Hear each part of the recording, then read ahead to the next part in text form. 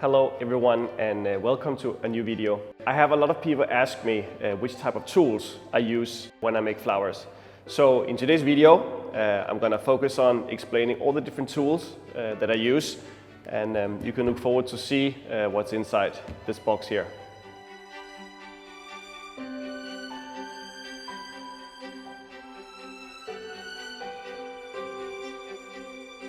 Let's go over the different things that I have inside my toolbox. We have the flower scissors, wire scissors, a knife, two types of floral tape.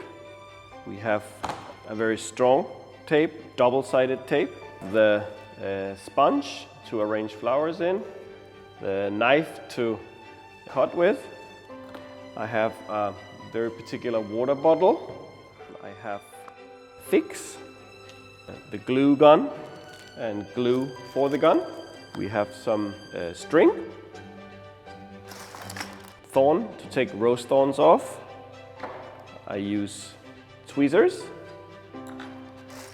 We have some plastic legs and two different colors of wire.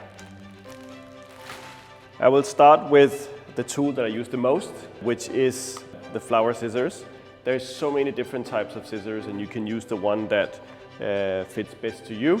But I really like this one here because it lies very well in the hand and you can control it very well and hold it differently. You can actually cut quite large branches and stems as well.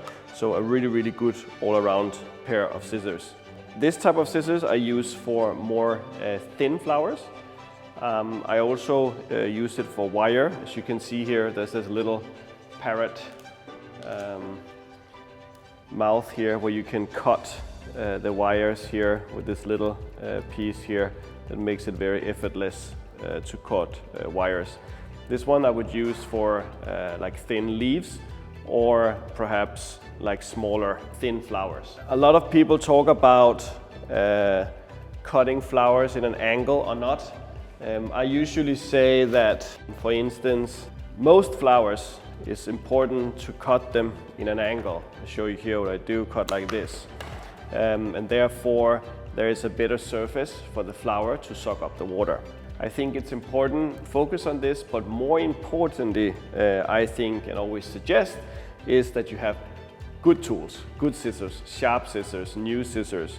The reason for that is that inside each flower stems, there's a lot of different straws. If you imagine a drinking straw, there's hundreds of small straws inside the stem that drinks up the water.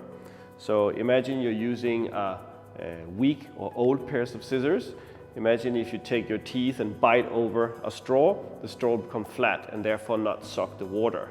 When you use old scissors or bad scissors, that's what's happened. So then all the different small water straws that's inside the stem will not be able to suck up the water.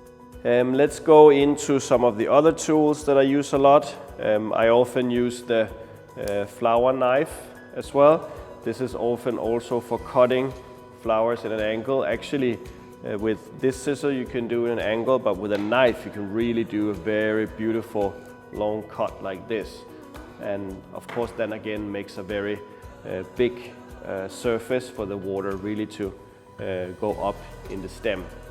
And again, it's very important that if you use a knife, that it's a really strong and sharp knife. Let's move on to the next tool, which is this one here that I use for taking thorns and leaves, mainly of roses. I show you here, basically what you do is you hold them here with your two fingers here, the thumb on the other side, and then you gently sort of go down the stem to take off leaves and thorns. What's really important when you use this tool here is not to damage the stem, and I'll show you what not to do. So when you do like this, you take off. If you do it too hard, you can see how I scratch the stem all the way down. This is very bad for the roses since it creates bacteria that comes into the stem, and therefore the flower would perhaps last less than if you didn't damage the stem. So do it gently without destroying the skin of the stem. The next tool is the tweezers. That I use for the Nicolai Bergmann original flower box. So when we get to a point where we cannot get our fingers inside the box anymore, we use the tweezers here. How I often use it is, I'll show you. Let's do like this one, for instance. We hold, basically, I know how thick the sponge is. It's about 1 centimeter, so I hold the flower and the tweezers quite parallel as I put it inside the box. I have different types of tape here. These two types of tape is called floral tape. You often use them in connection with wire. So for the stems to not sort of slide in between each other is one technique. I'll show you.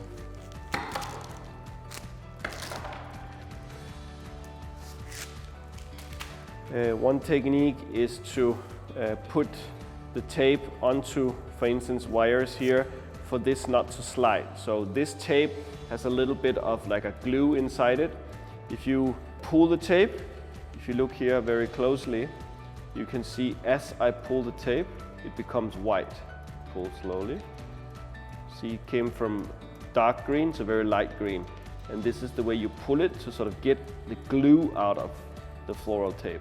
And that makes it to stick very nicely to the stem. I often use it with wires. I also use it if I attach something to, for instance, this, let's say for Christmas, a pine cone or other materials that could go on a stick like this. I would then put the tape here onto the stick. So when it goes into a bouquet, for instance, that you will not notice, together with all the other flowers, you will not notice that it's a stick. You will think it's a flower. Again, as I say, it's very important that you pull and then turn. And then you pull and then turn. You pull and turn. Then I have this tape here, which I often use for fastening, like usually the flower foam onto an arrangement, onto a big pedestal, onto some sort of flower stand. What's good with this tape is it's got a little bit of string inside the tape, so it's very, very strong, very useful to fasten a lot of different materials. I have this fix, which is quite interesting. It's a bit like chewing gum. So basically it's a material that you can use to stick things on with, mostly in connection with these these legs. So you put, for instance, this one on here and stick it inside the whatever container you have for the sponge not to slide. So the flower sponge here, these I would put inside a container, and then I put this on top like that, and therefore they will not be able to move inside the container. So the sponge knife, this one I use for instance, cutting off here or chopping this one down before use. You can have a special knife just for cutting the foam, or you can, I guess, use a regular knife. Then I have the water bottle, which I use particularly. This has this very interesting tube to it. This I use a lot for the flower box, to get inside the flower box. Also for adding water until finished arrangements where you cannot really get your hand in. Then this is very helpful to sort of put in the container to give it, to top it up water, so you make sure that each arrangement and each container is completely full of water. So this is very, very useful. And the last thing which I have, which I use a lot for many, many different solutions for making flowers, is the wires. I have two different types, a brown one and then a green wire.